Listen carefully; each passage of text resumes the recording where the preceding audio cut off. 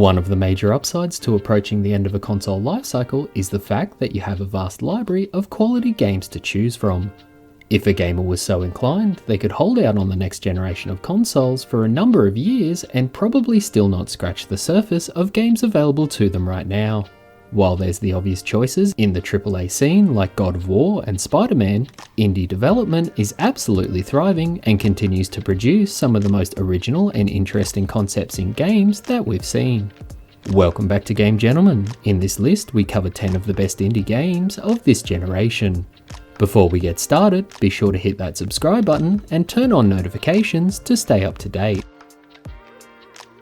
Number 10. A Plague Tale: Innocence. A Plague Tale: Innocence is set in rural France during the 100 Years' War and puts players in the shoes of the children of a noble family who must flee for their lives after their parents are murdered by the Inquisition led by Lord Nicholas. The game was developed by Asobo Studio and published by Focus Home Interactive and released on PlayStation 4, Xbox One and PCs in 2019. Gameplay in A Plague Tale: Innocence is heavily stealth-driven, as sister and brother duo Amicia and Hugo are largely vulnerable and enemies will kill them on sight. While sneaking around and armed only with a sling, players will also have to contend with plague-carrying swarms of rats, using light and fire in order to drive them away. A Plague Tale is one of the most visually striking games on this list, second only to another entry we'll cover later, and shows that you don't need AAA teams or AAA budgets to produce an incredible looking game. Number 9. 2 Point Hospital. Originally released to PC, Mac and Linux in 2018 and finally making its way to consoles in early 2020, 2 Point Hospital is a love letter and spiritual successor to 1997's Theme Hospital. And that's for good reason. The game's development studio includes ex-Bullfrog production staff including Theme Hospital's producer Mark Webley, composer Russell Shaw, and lead artist Gary Carr. In fact, Webley and Carr have been discussing the idea of a Theme Hospital follow-up for a number of years. 2 Point Hospital is essentially a hospital management sim with players tasked to not only plan and build the hospital itself, including layout, waiting rooms, general and specialist treatment rooms, and both patient and staff amenities, as well as managing staff from doctors and nurses to admin and janitorial staff. Players are tasked with treating various illnesses such as lightheadedness, where the player's head is literally a light bulb, and animal magnetism, which sounds exactly like what it is. Players must manage staffing, training, patient treatment, budgets, and more, and progress through the levels is dependent on a star rating system. The game features a number of online features such as competitive multiplayer and leaderboards, but for us this is just a great trip down memory lane as Theme Hospital's brand of humour is ever present throughout 2 Point Hospital. For added context into the development and life of this game, we highly recommend downloading Danny O'Dwyer's No Clip podcast episode where he interviews the development team. Number 8. CUPHEAD. What do you get when you mix a 1930s cartoon, old school run and gun platforming, and boss battles which require lightning quick reflexes and an eye for remembering patterns? You get CUPHEAD. A game from Canadian indie developers Studio MDHR with one of the most interesting aesthetics of the past decade. CUPHEAD's old school sensibilities don't just end with its hand-drawn animation style though, as the gameplay mechanics and difficulty hark back to classic arcade machines designed to devour your spare change. Sure, while players are able to build up their skills, purchase weapons and charms, there's no doubt that you'll die over and over again while progressing through the game. CUPHEAD released as a Microsoft exclusive back in 2017 after a brief delay, which we've covered in an earlier video, and has since only been ported to Mac OS and the Nintendo Switch. Sorry PlayStation players. An animated series based on the game is currently in development with Netflix. Number 7. Hellblade: SENUA'S Sacrifice. Developed by acclaimed studio Ninja Theory and originally released on PC and PS4 in 2017 before receiving ports to the Xbox in 2018 and Switch in 2019, Hellblade: SENUA'S Sacrifice takes the prize for the best looking title on the list. Inspired by Celtic and Norse mythology, Hellblade: SENUA'S Sacrifice follows the titular Senua as she faces trials and otherworldly creatures in her journey to Helheim to rescue the soul of her dead lover from the goddess Hela. Hellblade is a heavily narrative-focused game and has a theme of mental illness running throughout the story, leading players to question what's real and what's just in SENUA'S mind.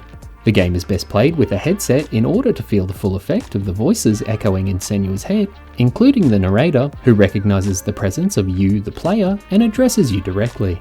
While SENUA'S Sacrifice was an independent, multi-platform game, it was announced last year that Ninja Theory had become one of Microsoft's Xbox game studios, and shortly after, a sequel called SENUA'S Saga Hellblade 2 was announced for the Xbox Series X.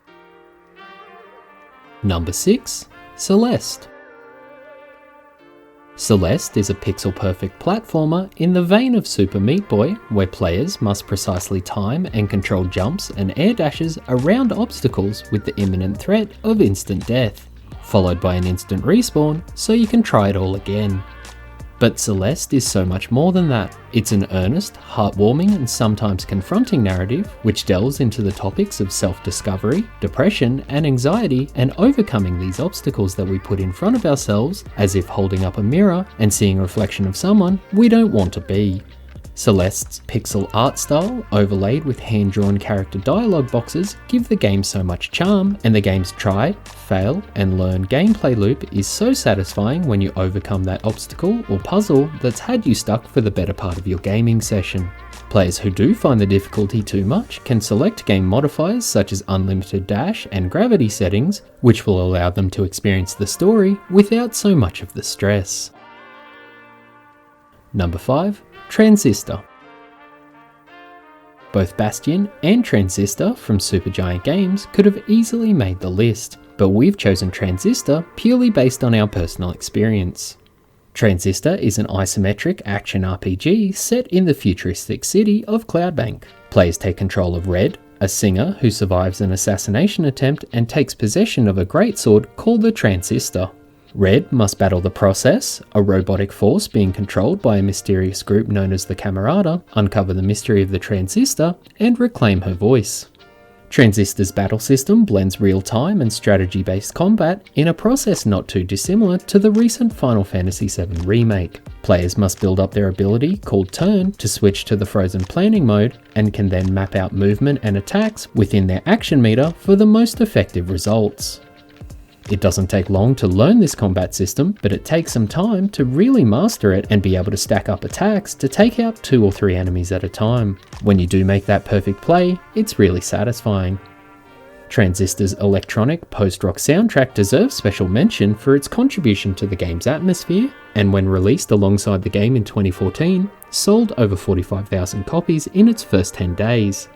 Transistor is available across all platforms except Xbox, and is definitely one you should add to your backlog if you haven't played it already. Number 4. Stardew Valley. Stardew Valley is an open-ended simulation role-playing game where players take on the role of their created character who escapes the hustle of the city by taking over their grandfather's farm, in a game style inspired by the Harvest Moon series.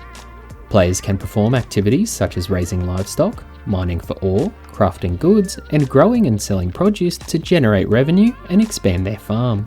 Aside from the management and development of their farm, players can also interact and build relationships with NPCs, take on quests, and explore procedurally generated caves.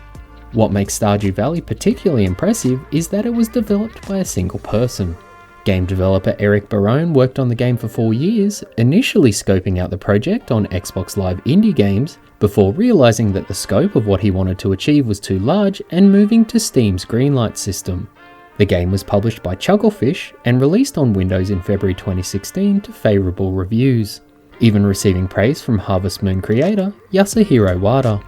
Stardew Valley is available on PC, Mac, mobile, consoles, and even Tesla vehicles. Number 3. Untitled Goose Game. The game with the ridiculous name and an even more absurd concept. Untitled Goose Game is a stealth puzzle game developed by Australian team House and published by Panic. In Untitled Goose Game, players must complete their objectives by sneaking around, stealing and manipulating items, terrorising residents, and just being a general nuisance. Developers House have cited both Super Mario 64 and Hitman as inspirations, with the latter being the core of the title's gameplay. By setting up missions similar to contracts that Agent 47 would take, but removing the violence, Goose Game showcases the absurd, emergent gameplay that can happen when NPCs react to a player's actions. Goose Game was revealed in 2017 before being released in 2019 and quickly became the subject of memes and viral gameplay clips. The game received generally favourable reviews and has sold over 1 million copies. Earlier this year, we covered a news story where House has pledged to donate 1% of all revenues to Indigenous Australian causes as a part of the nationwide Pay the Rent campaign to acknowledge the traditional owners of the land.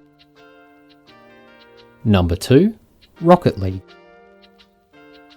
I think Psyonix may have watched that episode of Top Gear where they used cars to play a match of football, or soccer, and thought, what if we strapped rockets to these cars? Rocket League is an incredibly addictive game originally released for PC and PlayStation 4 in 2015, with ports to the Switch and Xbox One coming later in 2016. The game can be played single player, but multiplayer is where it really shines. Up to 8 players can compete either locally or online with the objective of scoring the most points. You know, like regular soccer. The game has received several updates allowing players to modify core rules and has even seen variations such as basketball and ice hockey.